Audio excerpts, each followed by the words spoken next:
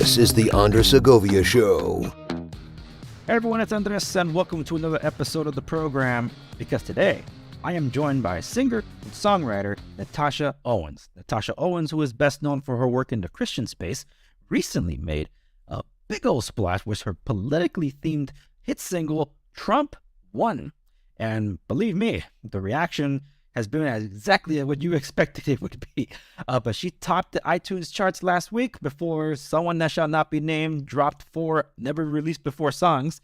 Not that I care, but I got a chance to talk to Natasha about the release of her song, the shifts in her career recently from Christian to the political spectrum, and most importantly, to talk about her musical journey, what inspired her, and what keeps her going. Here's my conversation with Natasha Owens. Natasha Owens, welcome to the Andressegovia Show. Good to have you on. Thank you for having me. Well, before we get into everything else, I just want to say congratulations on the release of your song. Last I checked this morning on YouTube, it was about 700,000 views, over 1 million on Rumble. And last week, it was #1 on the iTunes. Yes. How does that feel? It was amazing for a contemporary Christian singer. We don't make it to the top iTunes charts very often, just in our genre. So it was very surreal and exciting, and I'm just glad that people are responding in a great way. Yeah, and I mean, I'm sure the highlight was Donald Trump himself posted about on Truth Social. What was that like when you saw that? I about passed out. I was like, "Oh my God, he just endorsed it." Right. So it was amazing. I know. I saw that because it was the J6 song that was attributed to him was I guess was nuked from iTunes, and then yours dropped and that replaced it at the first place. So that was pretty cool. I know. I so hated to do that. We were trying to get on that. We held our press release trying to get more on the tail end of that. I did not want to bump them from the top. So I'm glad that they've risen back in the charts over the weekend today. Well, based on a lot of internal stuff, and this kind of applies to your song too, it looks like it was purposely removed from iTunes for his J6. And with yours, I believe there's a lot of shadow banning going on with your song too. Oh, shadow banning. They have tried from pillar to post to block this. It took 2 extra weeks just to get the song on iTunes and it live. When you look at YouTube, you can physically see likes and comments disappearing in real time. And so I saw that. They wouldn't like it on their side if that was done to them, but it's okay. We're going to get it out there around them regardless. They can't stop it. No, they can't. And I honestly doubt the numbers of views that YouTube is showing. Because, I think there's some funny business going on around here. They're definitely away because I've been monitoring it and I would go on and the numbers would be a lot higher than they were 2 hours after that. So people don't unview it, right? So that fraudulent happenings are happening there. But there's nothing you can do about it. You can gripe about it. You can file a report. But in the end, they control it. They have the say so, and it's hard to get around big tech. Absolutely, but at the same time, it's like the reaction. Besides the reception that you received for it, the censorship was kind of expected. I'm assuming. Oh yes, I actually didn't expect them to load it at all. I thought it would be taken down. It's surprising to me that Facebook is the only one that's messing with us. Really. They're banning it. They are putting sensitive content, like it's really a sensitivity video. I guess it is for anybody on the other side, snowflakes or whatever, that's a little sensitive. I guess they can melt. So, and they're putting misinformation on it. So they're flagging it left and right. But what are you going to do? That was expected. But then there comes a question, because just the nature of the song alone, Trump Won, and that's the song we're talking about for those of you watching and listening, Trump Won, which has all those views. It was always going to be met with that kind of take from big tech, and in knowing that, because I'm assuming, you want to get as much publicity to grow your career and stuff. Right. Why put that out there when you knew that more than likely they're going to try to nuke your song? I have been traveling. We did an American Patriot album, and I have been traveling around the country for the past year and a half. And you talk to people, and this is the topic that comes up. Trump won, Mm. and you know it. We just can't really say it. People get, once you mention the name Trump, either people love you or hate you. There's no Yep. really middle ground. And so people are afraid to talk about it, but they want it addressed. They want it acknowledged. They want it fixed. And so I just said, you know what? Let's just write this song. We've been saying it for a year. We've been kind of singing some of these jingles in my own house for a year. Mm. Let's give a voice and maybe some confidence and strength to the people who feel like they can't say it. Let's get it Mm. out there and say it for them. So I'm a contemporary Christian singer, but I'm fighting for truth. And I believe that Mm. is the truth. And so I wanted to get it out there. Well, that makes sense. I think those that are discovering you, because this is, like I said, it's been a massive hit. It's a single. It's not part of the Patriotic album, but that Patriotic album came out last year, if I'm not mistaken. And people that are discovering you now are going to be surprised when they realize that's your first patriotic album, and you've been in this for about 10 years or so, right? That's correct. I'm an artist that has a little bit of substance to me because I have a story that comes with me. So I've been in Hmm. it for 10 years. We did 4 contemporary Christian albums, a Christmas album, deluxe version of that, and then decided to do the patriotic album last year. So it's something I haven't been doing. I'm veering off in a different lane, but I'm loving it. And before we get to your story, because that's why I reached out, I was actually really taken by that. It's like, oh, there's a story there that needs to be highlighted, not glossed over. And before we get to that, because yes, I did listen to a lot of your albums after you and I connected. Thank I would you. listen. I was listening to it in the car with my children. They're 9, 7, and 5. And I asked, "What do you guys think of this?" Like, hey, we're really liking this. So this morning, this weekend made for the most fun research on a guest that I've had in a while, Well, just because thank you. all That I, means so much. all I had to do was just play your tunes. And for someone that's, I listen to orchestral, symphonic, film score. That's my jam. So this was a little out for me, but I was enjoying it, and I will come back to that. But before moving on to that, because you said it was a shift from the Christian inspirational and things, and then entering the political sphere, if you will. Has there been any fallout in your circles? That's Oh, absolutely. So, Nashville, I don't know if many people know this, but Nashville is very progressive. It's very liberal. It's touching a little bit into the country genre. It's hitting a lot in the contemporary Christian genre. It's something that I have been pretty upset about for the past few years, even before I veered into this different lane. They don't stand for things that normal Christians would stand for, like life, being pro-life. I'm too pro-life there. And once we veered into the politics, knowing that I'm on the conservative side, we've had some artists say that they wouldn't travel with me anymore. And I said, you know what, that's fine. We're spreading the message of Christ, but if these core principles are bothering you, then I don't know if I want to be on the road with you either. So I don't know at this point, especially with this song, if I'm going to actually have a home to come back to in contemporary Christian, but maybe we just blaze another path that's never been blazed before. Maybe we just start something different. I'm not quite sure yet, but we'll figure it out.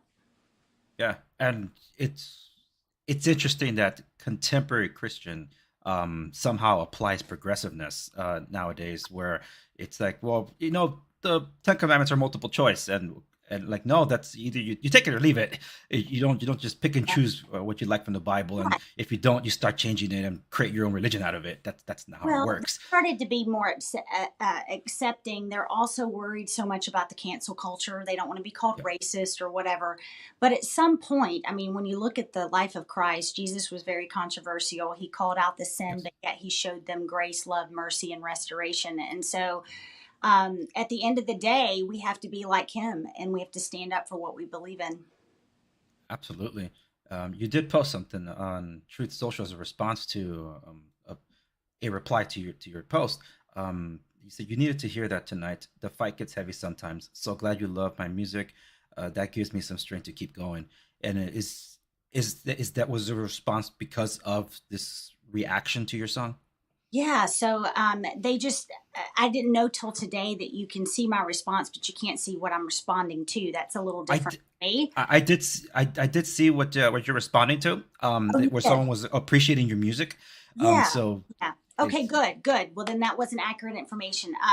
Yeah, they just, I guess it was just the moment that they hit me. I have had some scares this weekend. I have had a lot of hate, but the majority has been just overwhelmingly positive about it, more so than I ever thought it would be.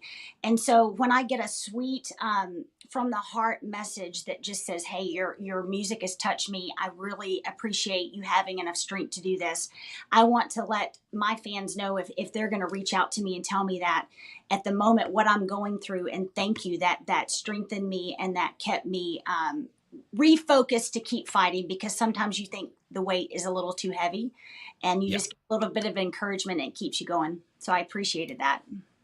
yeah, absolutely. And just on its face, anyone just reading the lyrics of Trump One, that's like she's putting out a song that says that. It's like, yeah, it writes itself for the most part. But when I first heard, it, I was like, that in this day and age is bold and brave. You wrote that 5 years ago, I've been whatever. But in Yeah. this day and age, like, wow. And It's yes, unheard you of. you are bold and brave for having done so.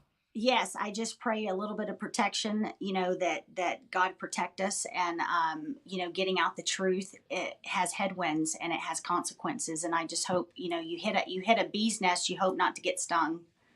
But Absolutely. if we do, we do. It was the right thing to do, I think. Yeah. And I want to respect your time. So if we're coming up, you tell me. But Oh, I this got as much is time as you need. I appreciate that, because this is the crux of why I wanted to reach out. And you talked about your story, and you touched upon it when I saw the piece on War Room with Steve Bannon, and you talked about your father's tragic passing. Is that before or after you got started in your music career? Before, way before. I was kind of set in, my career path, my kids, raising my family.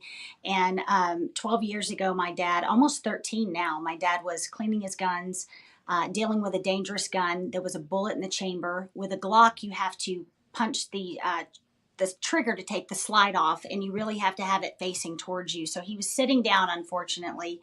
It hit him in the heart, and life as I knew it was gone within about 60 seconds. And I was a daddy's girl, and I tried to be strong for my entire family. I'm the oldest, was the only one that had grandkids at the time.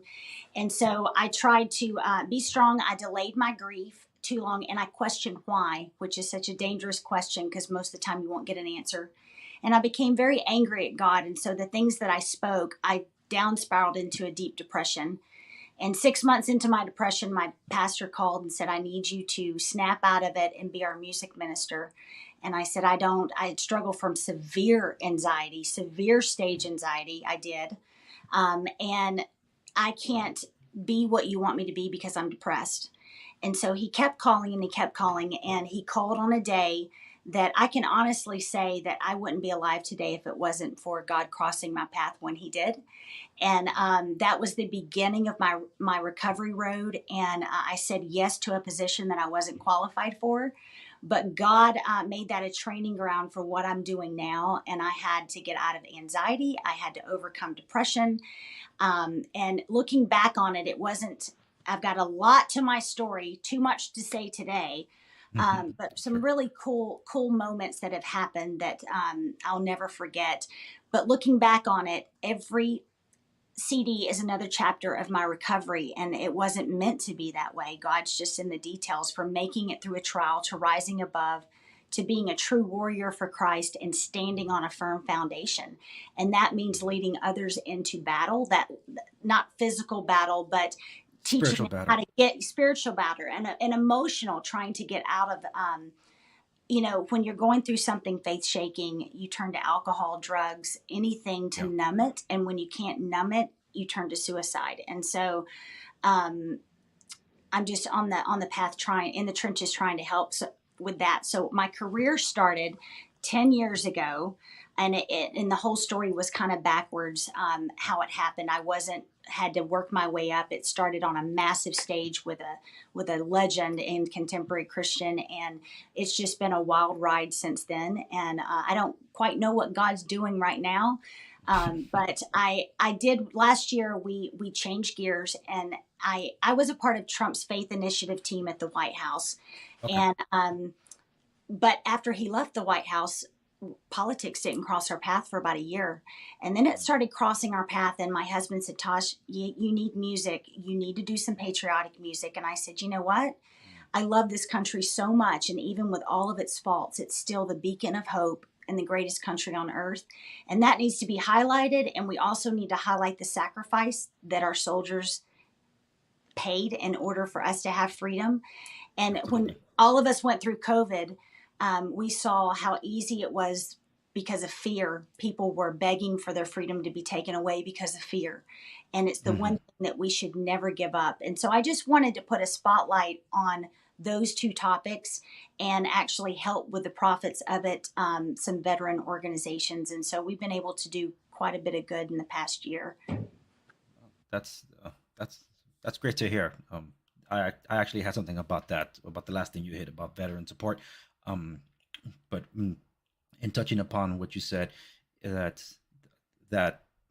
you turned to suicide, and I was trying to read between the lines when I was reading about your bio and things like that, because I actually have a similar story to yours, and you not too long ago posted on Truth Social that I'm assuming this was the moment where God spoke to your spirit. You say, you can't die looking back at what you lost. You have to live for what you have left.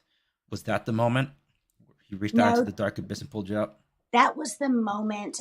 We had started turning to do this musical career. We had created an album called I Made It Through. It helped someone get through a trial from the beginning to the end. And that was the moment that I felt like I had truly made it through. I was looking at my boys playing out in the back one day, and it was hot here in Texas. And God just spoke to me, and it just seemed like the sassiest voice, because it was my voice in my head. And he said, you can't die looking back at what you have lost. You have to live for what you have left, and those boys are what you have left. And I remember smiling and laughing for the first time in years and actually feeling joy. I always said I put a fake smile, and if you really looked in my eyes, you saw that I was completely dead inside. And that was the first day that my smile actually reached my eyes. I think joy radiates from my eyes now because I'm alive again. And so it was a moment that I would never forget. And I got on my knees and I thanked God for helping me make it through, because it was at that moment I knew I had made it. Oh, that's awesome. And if you don't mind, I'm going to share a little bit of my story with you. Yeah, absolutely. I was born and raised in a Christian family, born into poverty, but that never had any influence over anything of mine. It was just, that's life as I knew it. I come from Compton and Watts, believe it or not. Many people don't when they get to know me. It's like, you're from where? It's like, well, I don't have the hood in me anymore, but whatever. That's where I come from. So my heart's always in Los Angeles. But I didn't come to Christ until I was 12 and a half, give or take, and got baptized at 16. Up until that point, I had many near-death experiences that God delivered me from, but it was after spiritual battles and things, and me just struggling with what is the point of living and the purpose of life, because I didn't ask to be born, Right. so I had no reason to live, and that's just how I saw it. So I attempted suicide 5 times. I'm still here, Yeah. but in my last attempt, just like your moment, I had a moment where a voice in the darkness, and I couldn't see anybody standing there, yelling at me to put down the weapon. It was a knife. Like, put it down, because if I didn't have a purpose for you, I wouldn't Right. have saved you from those near-death experiences. Oh, And it was the most powerful moment. It was a voice of authority, and it came, and there was no direction to that sound. I just knew it was speaking at me, and there was nobody else present. And God's it's like I never tried again. I did struggle with depression. Just because, like, well, I'm a failure. I'm never going to add up or amount to anything. But you speaking about your anxiety, I was the shy guy in the corner growing up as a kid. So when I eventually became the one at the forefront speaking for those that didn't have a voice, opening up about struggles, and people are like, oh, I thought I was the only one. And it's like, wait, so I'm not alone in this fight? And suddenly my friends who seemed like the most sociable or whatever, they start asking, why is the guy that wouldn't speak and we had to drag everywhere preaching? He's up there speaking in front of hundreds or even thousands of times. Like they That's were stunned. amazing. Like it's all God. That's all I said. It's like it's not That's me. amazing.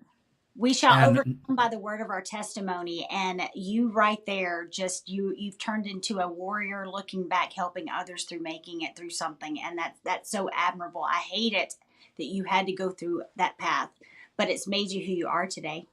It's made you yeah, strong. and thank you. And it really is to each their own. And you're quoted as saying that society and the church has failed in the mental health arena.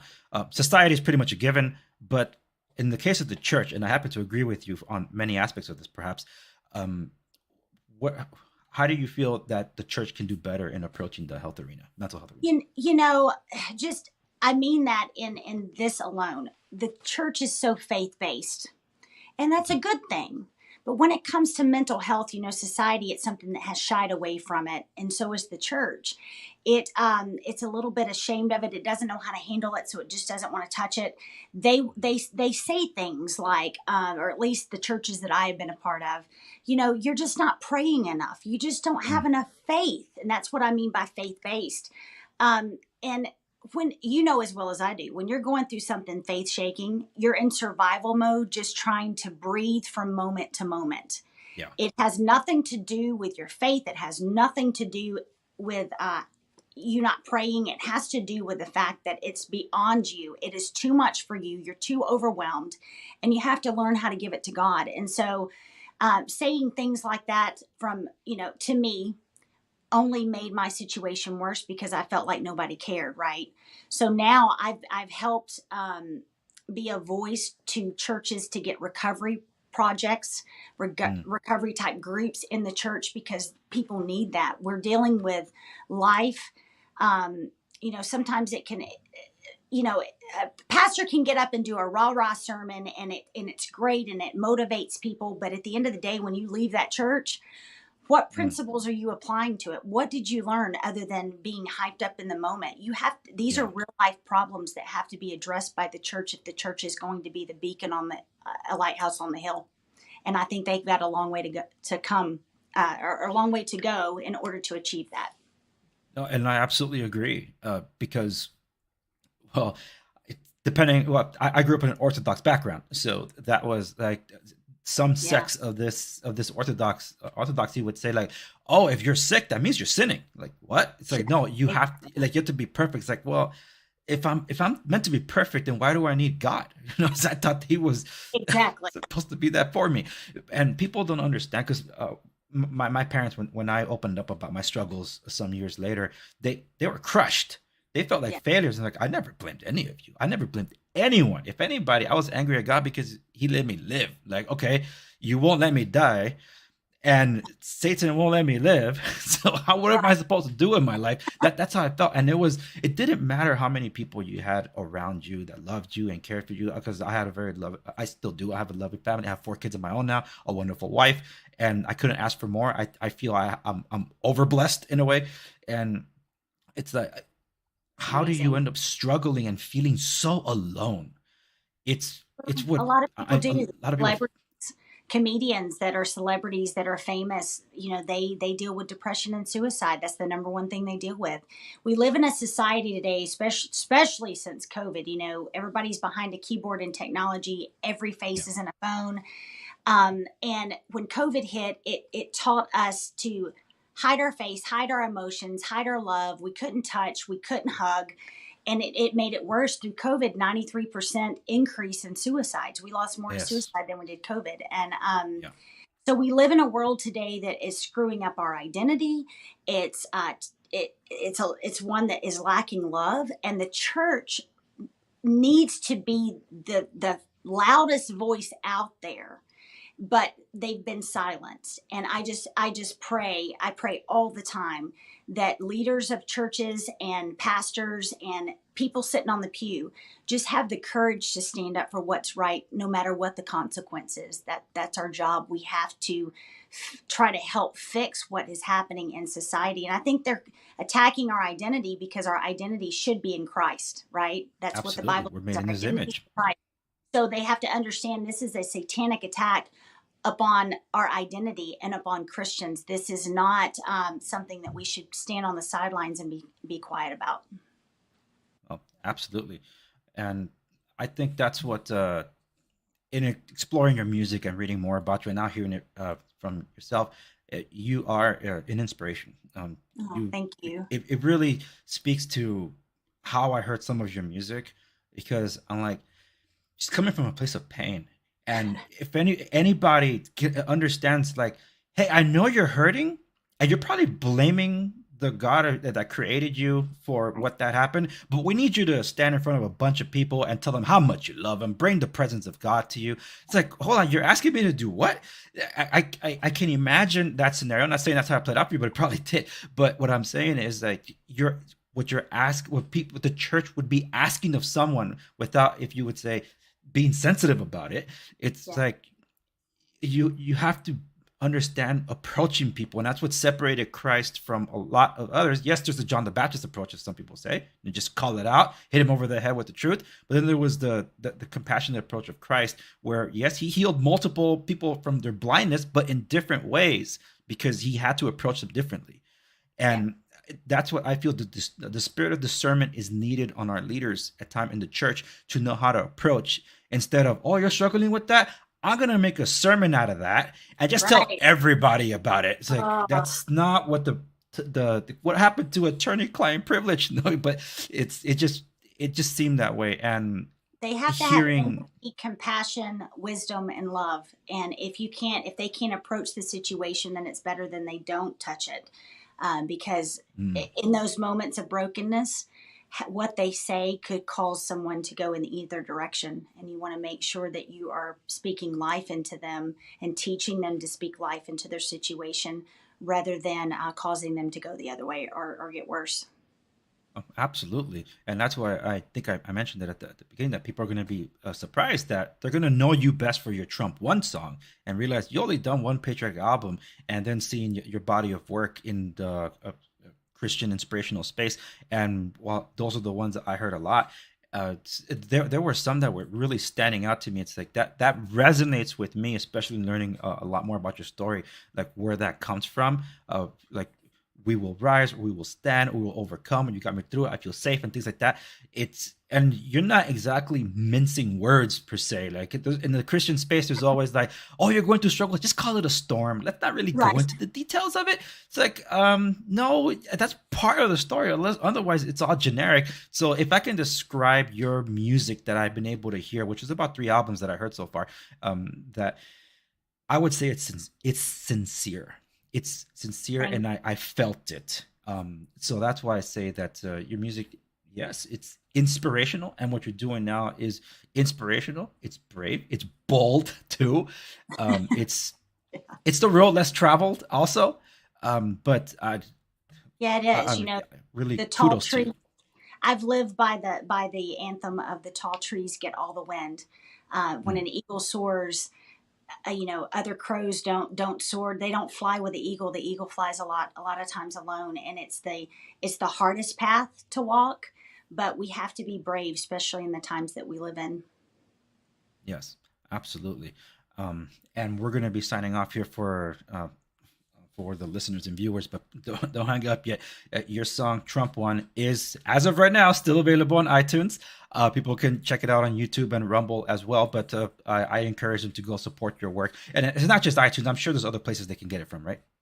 Yeah, well, anywhere you listen to music, Amazon, Spotify, whether it's streaming or download, you can get this as of now. The single is available. Our plan is, because we've had such a demand for or request for it to have a hard copy of an actual physical CD of Trump One. It is going to be a week or two before we can get them out to you guys, but we're going to have Trump One and the actual video on a DVD that will play in your car or your TV, and that if you want physical products. So check back with my website, which is natashaowensmusic.com, and you can find that. We've got shirts, we've got hats coming out, bumper stickers, all kinds of stuff.